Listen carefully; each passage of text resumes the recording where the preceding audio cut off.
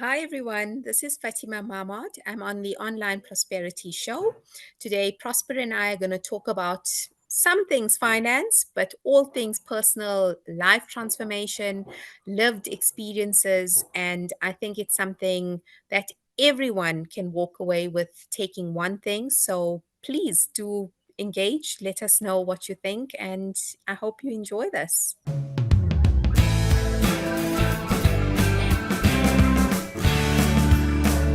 Ladies and gentlemen, welcome to yet another exciting episode of the Online Prosperity Show. I'm your host, Prosper Tarovinga, and I'm thrilled to bring yet another inspiring episode. And today we have the incredible Fatima Mamod with us. Now, Fatima, how are you doing today?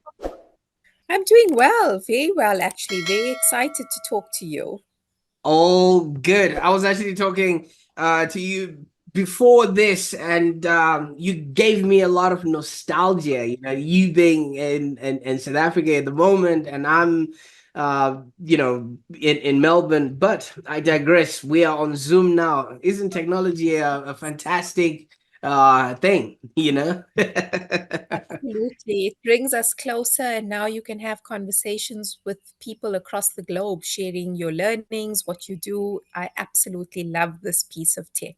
Absolutely. And for those that are meeting Fatima for the very first time, she's not just a chartered accountant from South Africa, but also a brainwise certified practitioner coach. Now, Fatima dwells into the finance transformation and change management areas, and she wears the hat of a personal transformation, business, and career coach. Now, that's a mouthful right there, Fatima. We're going to be asking you questions about how you got into all of this and what that actually means for your clients. Now, not only does she wear many hats in her career, she also must be carrying a lot of passports because she's got roots spanning from South Africa, Portugal, Mozambique, India, and Pakistan. She's more like, the world. What do you call that? The United Nations all in one person. Yes, very mixed breed. Fantastic. So she brings in, a tapestry of experiences to this conversation, and I can't wait to hear about Fatima's fascinating journey. Now, just looking at your background, Fatima, let's just maybe start off with your actual origins. If South Africa and India or Pakistan are playing on the cricket, which team do you actually go for? Oh, Prosper, it's so it's so difficult. My dad, diehard Pakistan, and my mom. Um, I am diehard South Africa without question. So it's very exciting in my house. My kids will dabble between who's on a winning streak. There have been times when I've told them, well, I'm going to be kicking you out of the house because you know what? If you don't support South Africa, there's no place in here for you. India tends to get left behind a bit here and there because we tend to lean on those two teams. But for me, it's South Africa all the way. Fantastic. Oh, I can't imagine what breakfast is like also on that table, when everybody else is, barracking for the different team and things of that nature. But I digress. Now, first of all, thank you so much for being on the show today. Tell us a little bit about, obviously yourself besides the history of the countries that you're from, but what it is that you actually do and how you are serving the world at this moment. Sure. So, Prosper, by qualification, I studied and I became a chartered accountant, qualified in South Africa, served my articles there. Um, it was numbers always fascinated me. And from school, in high school here, you get a lot of different professionals that come and speak to you about the careers that they do: doctors, lawyers, chartered accountants, engineers, scientists. absolutely fascinated that teenage mind of mine's was this aura that the CAs brought when they came to high school. The the independence they portrayed, the flexibility in their lifestyle from what they spoke. And the most fascinating was the variety of experience each one of them came to speak to us about. It was so diverse, and that fascinated me. In my family, I also had an uncle who I deeply admired, from the way he raised his kids to the way he led his life. He wasn't a CA, but he had his own accounting practice. And that was when my mind was set up. I come from a very traditional family, um, where females are, not generally educated, or if you are, you remain a housewife. And I was going to break that cycle. So I'm the first female in my family who's been educated, both my mom and dad's side, as well as being the first one who's decided that I'm going to go and work. I'm not going to be a housewife. And that was very important for me. Growing up, it was looking at where women were economically dependent on males, and that shaped who I am and why I've made a lot of the decisions I've made in my life. So CA was definitely the route. It offered me the flexibility. I wasn't allowed to go to university, so I had to choose something that I had to study online. So I studied through UNISA. It gave me the financial freedom I craved, as well as watering my mind into how business and entrepreneurship works. I come from a family of entrepreneurs. Um, my pocket money was very tight. In those days, it was 500 Rand a month. With a girl like me and all the lovely shoes and bags that I liked, 500 Rand a month didn't last me. So I became an entrepreneur from 10, 11, 12. You found me selling a variety of different things. I was quite privileged. A neighbor of mine's used to sell. She had a typical, I don't know if your audience will know what a spaza shop is, but like a small, spaza shop where she sold a variety. And I struck a deal with her, being a teenager, saying, hey, whatever you get, please give me access to that stock as well. I will sell, I'll give you a cut of it. So I found myself selling a variety of different things to make extra income. Went on to serve my articles at a medium sized firm. Absolutely loved it. I'd go back and do it all over again. It shaped my view of how business works, from your corner shop to your listed company to your government departments, to your multinationals. I loved what I did, and it fed my soul for a while. I then went on. I've got two beautiful sons. I found out unplanned, I was pregnant with my second child. My first had just been diagnosed with autism. It was tough. It was really, really tough. Um, Holding down a job at a listed company, traveling for half the month, and it wasn't working in my life. And I've always been someone, if I'm not happy, I can't do what I'm doing, whatever it is. So it was time to reset. I decided 5 months pregnant, I'm leaving my job. My boss, even I remember to this day, is telling me, are you sure? Are you okay? You're 5 months pregnant. You're not going to get another job anyway. And I said, I understand that, but it's not feeding my soul and I'm not happy. So whatever comes will come. I need to leave. I left and I started my own businesses, not one, but two. I started an accounting and audit practice as well as a catering business. It was my first quarter life crisis. Prosper, we all know about midlife crisis. I experienced a quarter life crisis. And I was meant to be a chef. And I think my heritage of all the different places I come from played a role in that. And I decided, well, I'm not going to go and study to become a chef now. It's ideal. I'm taking a break from my career. So I'm going to start catering. That's what I did for 4 years. My businesses boomed. I learned a lot. It was very interesting. And at the end of the 4 years, again, I was not feeling like it was feeding my soul. I itched again about moving forward on my journey. And I always say I'm quite spiritual and religious. And when I get signs from God, I listen.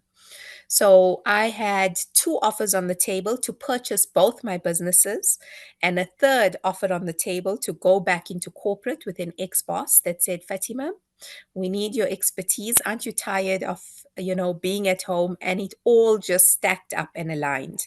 So I sold my businesses. I took that opportunity. It was contract work, but it got me a foot into the door.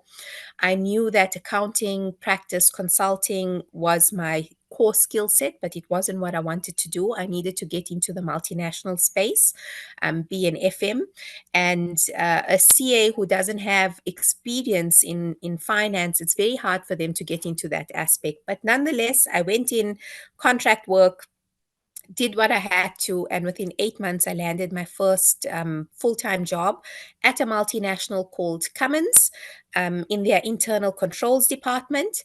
Sidewalk move, not what I wanted to do, being a finance manager. But again, there are times when you have to take opportunities that will lead you to that. And that's why I took this role, because I knew once I had my foot in the door, through hard work and doing what I do, I would get what I need to do. And yes, within 3 years, I was made finance manager of their filtration business in manufacturing.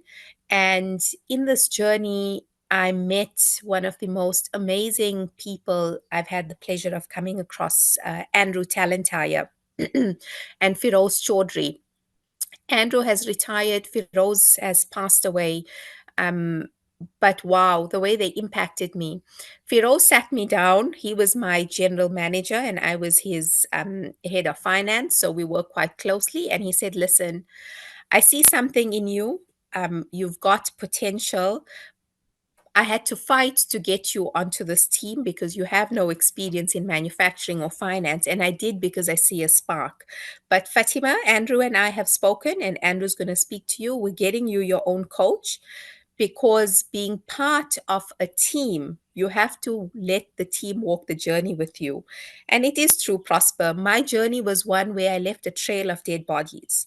You gave me a year to achieve targets. I delivered those targets for you in 6, 7 months. But at what cost? At a cost of burnout for myself, for my teams. I delivered, I over delivered. And that was a turning point for me, right? I looked at him and I said, well, isn't this what business is about? Delivering at all costs. And he said, no, that's not the way we do business. The way we do business, if I say a year, take a year. If you need an extension because the team is struggling, I'll give you an extension, but you have to bring the team along with you. And that's when I got exposed to the world of coaching. I had my own coach. Andrew sent me to become a neuro linguistic programming NLP certified coach at that time. And that was a pivot for me, right? Up until this point, I was all about delivery through any extreme need.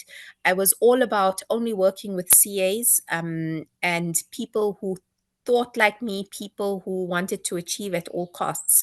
And going through this journey and through the leadership of these two phenomenal men, I changed my outlook on life, and it made me realize that we're humans and how much more I could achieve and deliver by bringing a diverse team with me. And a diverse team with me meant everyone doesn't need to think like me and look like me, and they don't have to be a CA. There's so much of skill set that I was not bringing into my teams because I was so stuck on that path, right? And coaching opened my life to all of this. And that's when I said, wow, if I can, through empowering myself, achieve so much, how about I start doing this for my teams? And that's when the bug hit me. I started coaching my teams.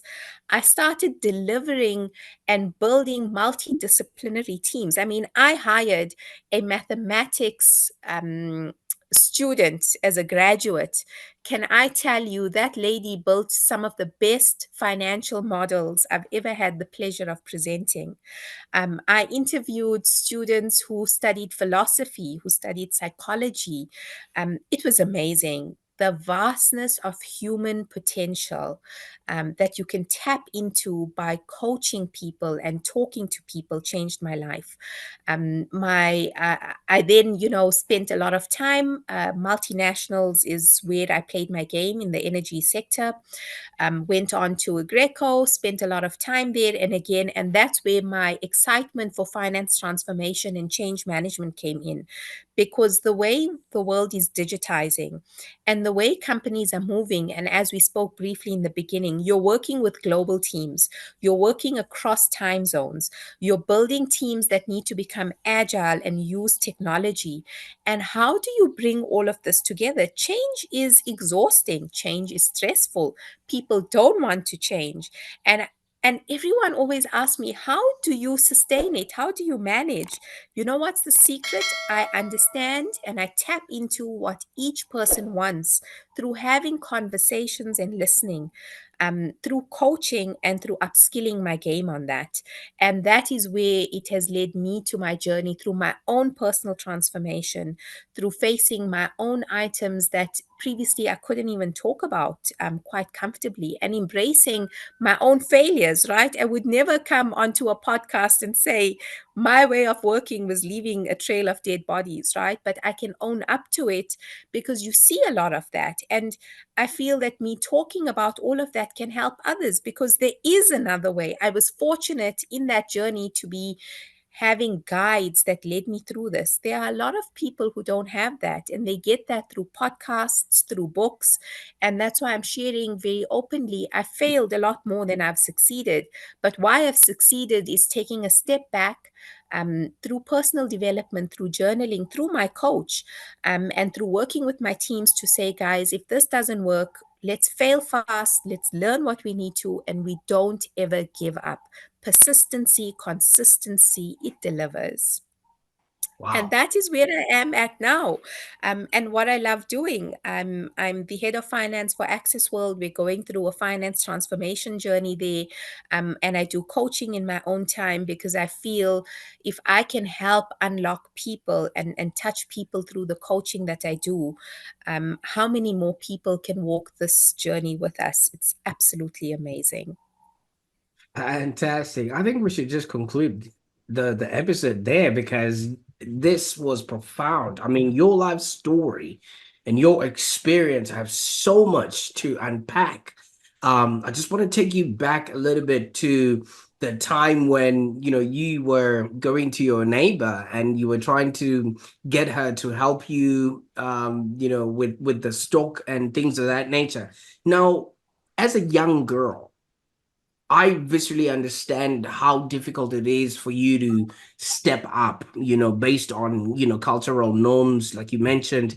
Mhm. You were not really expected to go to school and excel and things of that nature. Now, do you think that challenge that was thrust upon you as a kid is what then made you go in and leave that trail of bodies because you always wanted to over achieve? Most definitely. When I started coaching, and it was my sister, right? I looked at that experience and I looked at others and having to say, why me? Why me? Life it has been very unfair. And my sister's words to me were, do you understand that that has shaped you? Now you can use that experience for a positive impact or a negative impact, Fatima. You're so full of anger, and that's all you're spewing. You've become super successful by using that anger to drive to this point to show people, whoever it may be, I am worthy, I can do it, and I am doing it. And my sister told me, can you imagine if you transform your anger into something positive? And this is my younger sister, right? And she's telling me, you're burning yourself, you're burning everyone around you. And how long will you continue burning? And it was the same conversation that Firoz had had with me and Andrew, right? To say there is potential, you have a fire, but let's channel that energy in the right space. And that's when I started doing personal work and looking. But you have hit the nail spot on, Prosper. It is exactly, I don't care how you feel, because no one cared about how I felt, right? We are going to deliver because everything that I know of me being worthy depends on it, because I didn't worthy and value myself. And when you flip that narrative over, because what's at the back of anger, when I sat with my anger long enough in one of my coaching sessions, I realized it was actually sadness, right? And sitting with that sadness, embracing it, and saying it has led this journey of mine to this point, and also acknowledging that younger 10-year-old girl and hugging her and saying, "Thank you. Thank you. You did what you could to bring me to this point. I love you. I see you. I recognize you. Now it's time for you to rest, because from here, I'm now going to take on. You've done your bit." And it changed my life. I can imagine because the you would have been a flamethrower had anybody come in your direction, just blazing a trail that was going through, because I can see it and I can still feel that passion. But you changed that when you now adopted a lot of softer skills. So many CAs and so many people in corporate or entrepreneur, sort of entrepreneurial environments, they are very hard skill, know what they're doing. They know the numbers that they are working on. Like you were talking about, you hiring a mathematician that sat down and gave you the biggest models that you ended up working. How did you first of all engage with soft skills? I know you did the NLP, but I know it's a whole different way of thinking. And just Mhm, walk us through how you first sort mhm. of started accepting them and how you then started incorporating them, showing us the change that happened in that. Sure. So, first thing Andrew did, he partnered me. Andrew, yes, he partnered me with a young expat we had in Africa from America, Brendan. He studied BA arts. And when Andrew told me this, and if Brendan ever watches, I've never said this to Brendan. I looked at Andrew straight and I'm like, "Andrew, I'm a CA. You're partnering me with someone who studied BA arts. Like, are you seriously?" I'm like, "Andrew, are you serious right now?" I I can see that conversation. Like, look at me. I'm look at me, Andrew. All right. So why Yes, am I here with somebody who wants to sing Kumbaya? Exact. I can. exactly. Exactly. And he sat there, he looked straight back at me, and he's like, "Yes, and you are going to work with him, and you're going to spend 2 years together. So, best you start getting used to it, Fatima. And you're even going to be traveling with him, right?" We traveled a lot. And that Did was you play when drums on the way? we did. But it's what made me realize Brendan is one of the smartest people I had met. He studied BA arts, but he could dissect a merger or an acquisition that we were looking at that I couldn't. I mean, he was 10 steps ahead of me. And here I am as a CA, right? It humbled me that how his brain conceptualized through speaking with people, through listening in meetings when all I'm doing is listening to what they're saying to ask a question, or writing down tons of notes to go and audit afterwards, because that's how we're trained. Brendan sat not a notepad in, listening, observing behaviors, and it was that. It was my coach at that time, Dan Elapa, who we role played how much. I think I must have frustrated that man to no end, with my technical non soft skills approach to everything. And my sister, who helped, with conversations as I was dissecting. And it was about, at that time, I always enjoyed reading, and I started reading books on softer skills that opened up my mind. And it was through that. And NLP is all language based and mind based. um, in the beginning, when I sat through my first class, I was like, "What are these people talking about? Maps hearts and minds. And I have studied completely the different thing to this. And as I started going through more classes, understanding better, having an NLP coach through Dan, demonstrating to me, and someone like Brendan, who Andrew had paired me up with, very liberal way of thinking.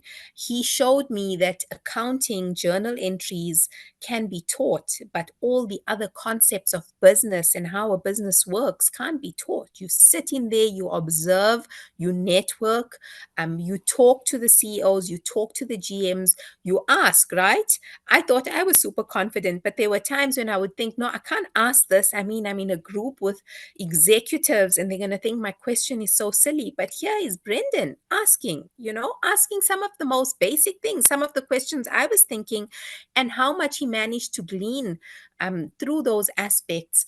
And Brendan was enjoying his life too. All I did was work, Prosper. He took his holidays. When we traveled, we ate out, we toured, and I realized that as hard as I work, if I don't play, my brain doesn't have the time to rest and creatively think. And that is so important in the work culture today, that we think it's all work. But if your brain doesn't have time, where do I get my brightest ideas? And right now I'm in the bush. It's walking in nature. It's just sitting and thinking and doing nothing. It's switching off, that thoughts have time to marinate in your mind, that you can then put the maps together and be able to deliver, right? To be able to reflect, where is your team at? And I never looked at myself as a leader that my teams look up to. I was working that way, and hence my teams thought to be successful, they have to emulate my behaviors. They didn't feel that they had the right to take the time off. I never said it, and I told it to them, right? I've never said it to you. And they said, yes, but you don't need to say it. We can see you. We want to be you. So, what it is that you're doing, we're going to emulate. When we finally had conversations, and that's when I realized that being a leader, it's not just what you say. I would tell them, have the time off, but I wasn't taking it. And hence they thought, she's saying it, but if we want to be successful, we have to do what she's doing. And that is how I learned early on about the soft skills and the power of what your unspoken has on those around you. Absolutely. I quite like this because so many people don't have the opportunity of experiencing both worlds. And there you were. Yeah, I really like that whole, hey, I'm a CA. Why are you putting me in the same room as this clown here? But thanks, Brendan. Now, from your story, all I'm seeing is a lot of guides and role models, people that came at different times of your life. Like you had other CAs that came in at career day, and then you also had your sister who kept popping in once in a while. What does your sister do, by the way? My sister is a housewife and my guide. Fantastic. Yeah, if she's gonna be watching this, good on you. What's her name? Zora. Sora, good on you, Sora. I mean, look at how thriving your sister Fatima has become because most people, like you said, end up in burnout. And sometimes, you're beyond repair because if you're saying at 25, you already had a midlife crisis, like you're cruising for a bruising early before you even began, Mm, because people your age would have been out partying or maybe just trying to figure out life, but there you were already trying to face life and things of that nature. But this puts you in a very unique position to be the coach that you have become because you've had to experience both sides of the spectrum where you can literally see someone and say, they're too playful. Let's put in a bit of caution to them, or they're too rigid in their life. Let's put a bit of play in their sort of plate there. Now let's just dive a little bit into your coaching services. So obviously that makes it very unique, but what do you think is the actual benefit of working with somebody like yourself who's now got mhm. both the right brain and the left brain all working in unison. Hmm. I think that, together with the variety of work I've been exposed to, um, besides people who are interested in career coaching, entrepreneurship, right? Even though I am an entrepreneur, I'll always be one, and I'm in formal work. I can understand their challenges, what it takes, having gone through it myself. But what I'm most fascinated about, Prosper, is having faced my own darkness and my own light and seeing how each one plays and working through this myself. What I find in my coaching, and there are many people who come to me because we don't talk about this darkness and light and personal transformation, right? We come for coaching. I want to get there. And I have had not one, a few people I've worked with who come for career coaching. And as you look at, why am I not progressing? Why am I stuck? And when we unlayer that, it is the inside that needs work. It's that personal transformation that needs to happen for the external transformation to work. And I really do believe, in having gone through and experienced this myself, I'm able to be that guide for a person who's doing that, because it can it can be traumatic, it can be painful. It is definitely liberating, but to be able to hold that space for someone as they go through those emotions and guiding them through this is what my coaching journey is about. It's what I find I tend to attract, and even entrepreneurs, people who come for career coaching, and people who are very well in their career, they come to me when they're stuck, right? Because they look at my profile, they look at my CV, they say, "You've achieved, now help me achieve." And I work with them, and as we unlayer, it's that personal transformation aspect. What makes me different is the ability to hold that space, the ability to sit right next to you, Prosper, and as you're going through your anger, to be able to direct that. As your anger turns into sadness and you're grieving, to be able to sit next to you and hold that space, that you're able to go through it and not feel alone, because you're not alone, and not come with tainting it. You just know that, you know what, it doesn't matter who, what anyone says, Fatima is sitting right here next to me, and then leading you. And once that anger and that grief is done, how do we get empowered? What did you learn, Prosper, through this journey? What are the tools? Because your experience, your DNA, your genetics, your emotions is very different to what mine is. I can't plug and play what happened for Fatima and what worked for Fatima to Prosper. But to be able to guide you through that is what I bring to the table, having gone through this journey and saying, okay, this is it. And any application I've done for any of the people I've coached and mentored, no two people is the same. If you look Mm. at their journey, if you look, because your experiences, your childhood, your joys, your happiness, very different to mine or the next person. But for someone to be able to sit with you and guide you through as you're working through this is where my niche comes in, and what I absolutely love doing. Just the same way my light triggered on, right? I love seeing that light triggering on for Prosper and helping you work through these on your journey.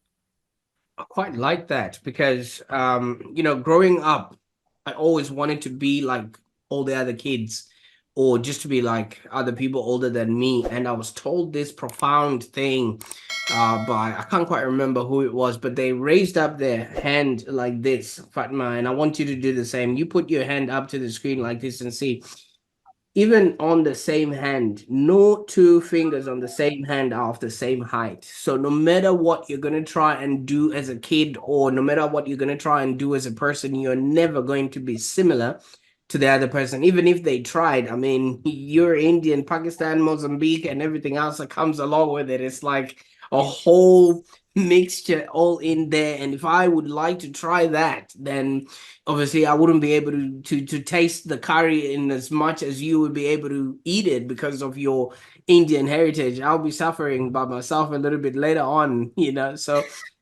people try and Exactly. copy and emulate, but it's all um you know um it's all going to be different. But you know something, Fatima, I blame Hollywood for that, because Hollywood has made it look like, everyone goes through the same life. All right. You Mhm. go to kindergarten, you go to college, we're all watching and listening to the same music. You go through the same experiences, you have the very exact same first kiss, and then you get married, you get kids. And then yeah, kids go to college, and then you retire from your work, or maybe you get a promotion, all in a space of 35 minutes plus commercials, and Mm. people want it immediately, like right now, and things of that nature.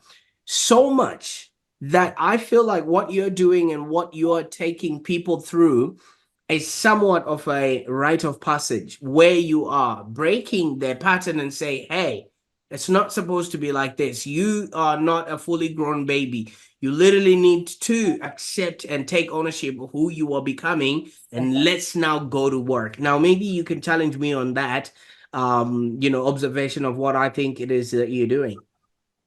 It's absolutely spot on, exactly what you're saying. And it is the same narrative that I had followed, right, for the longest time. This is it. At this age, I have to do this. By this age, if I haven't achieved this, and it came to a point where I started realizing, yay, great, I'm following the script. Everyone around me, I don't know whether they're happy or not, but I'm not happy. Okay, let's follow the script and continue, right? Maybe that will bring me happiness because that's what the script says. And then I started realizing no, because to do what I've done, I've got a rebellious streak in me, right? Um I have rebelled in every form you can imagine, from insisting on studying to going to work, to doing and challenging the norms of what has been coming through. And at the same time that I was rebellious, I also wanted that acceptance and following. And at some point, you realize it's not going to work both ways. So either the two sides are constantly going to be at battle with each other, or I'm going to create a new script for myself that then allows the inner peace to come in. And my coaching is exactly about that. And as we start Prosper, I will never say you've got these two scripts you can't be following.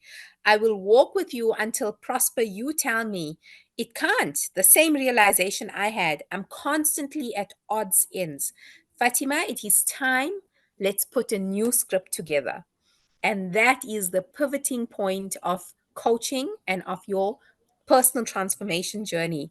When we then sit and jointly work through and create this new script. And that's when those promotions come in. And that's when you unlock everything that it is that you want to, because you have finally aligned.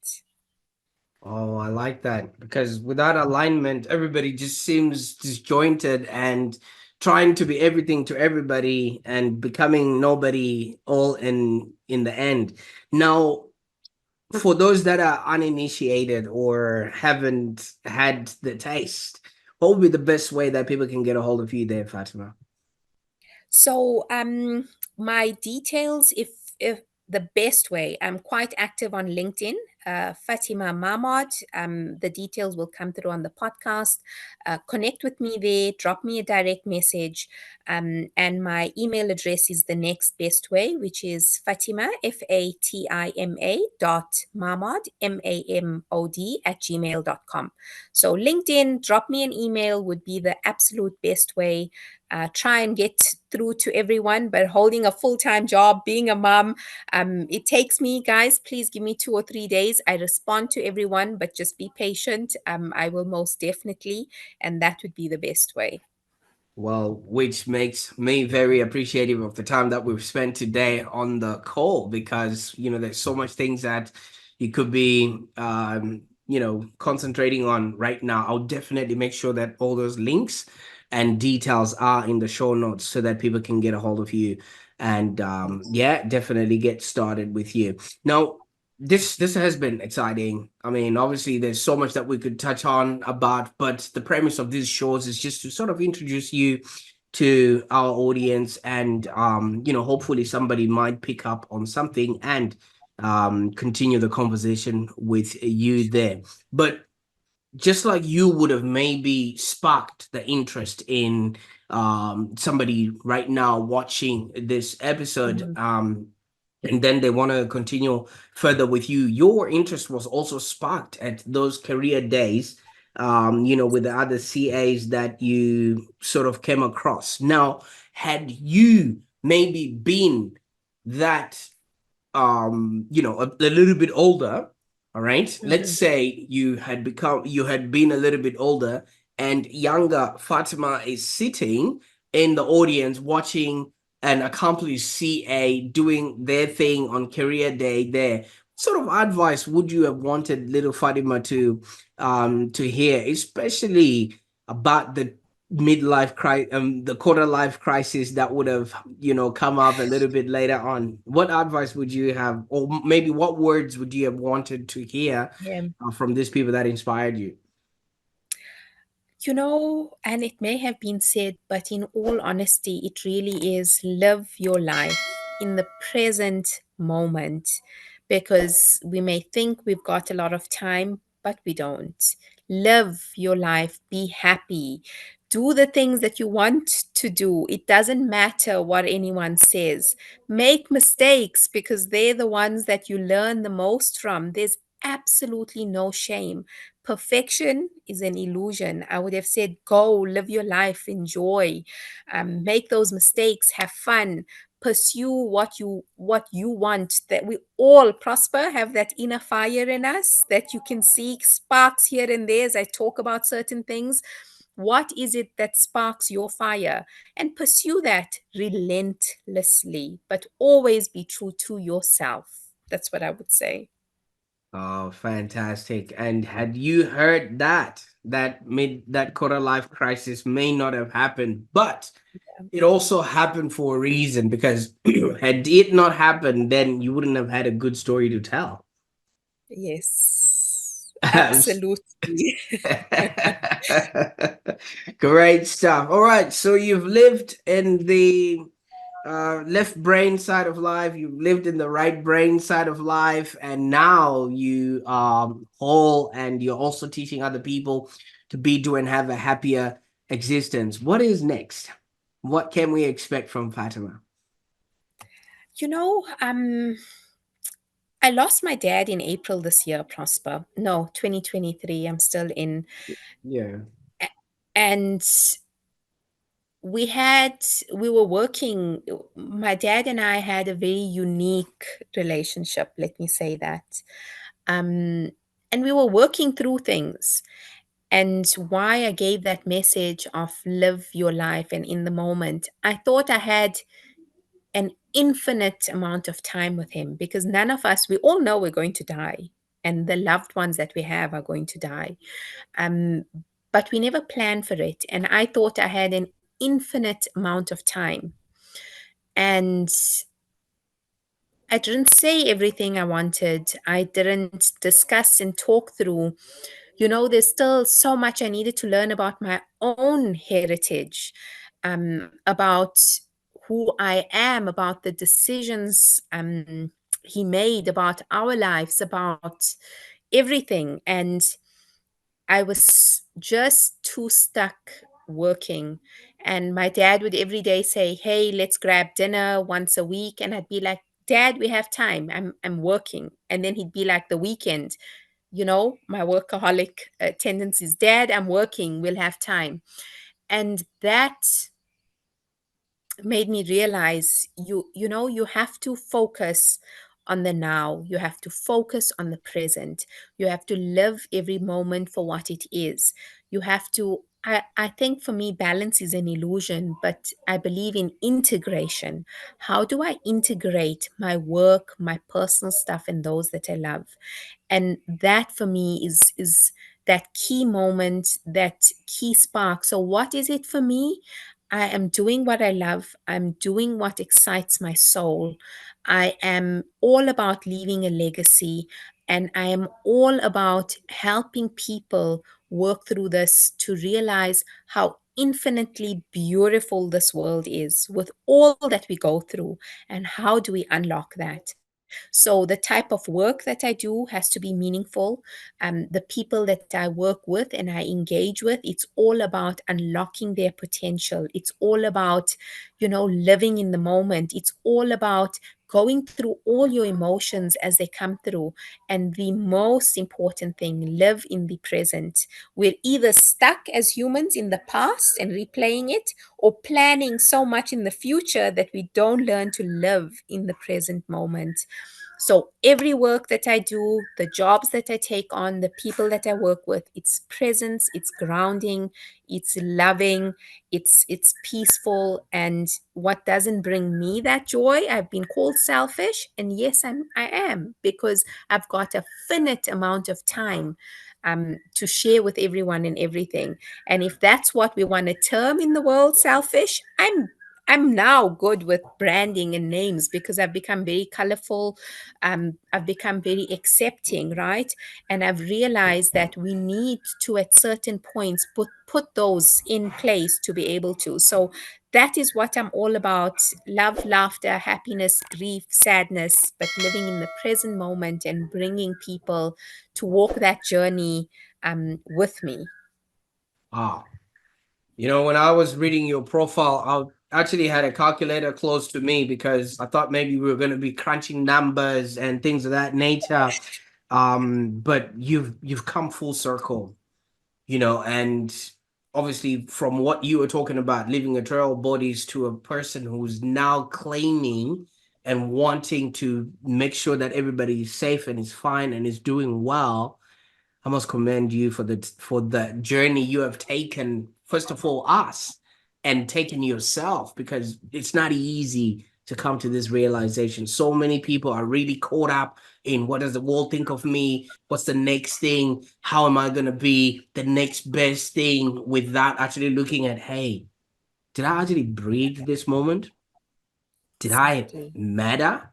Did what I do make a difference in somebody else's life? Exactly. And Fatima, I think you owe us a book.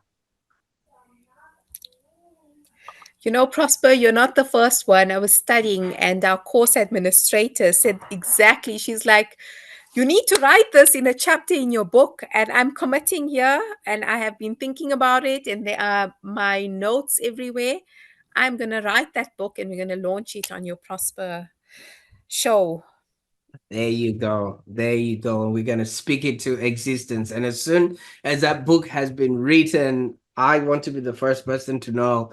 And we will be out here celebrating what you would have written, because I think your life story and the experience that you've had, even though we've just been talking for 30 minutes, it's very transformational. You can see the actual change, the shift in human perspective. And so many people only watch that through a Netflix show. They don't go through it themselves. And here you are, you've got lived experience of somebody who went through all of that and still came back home with a good story to tell.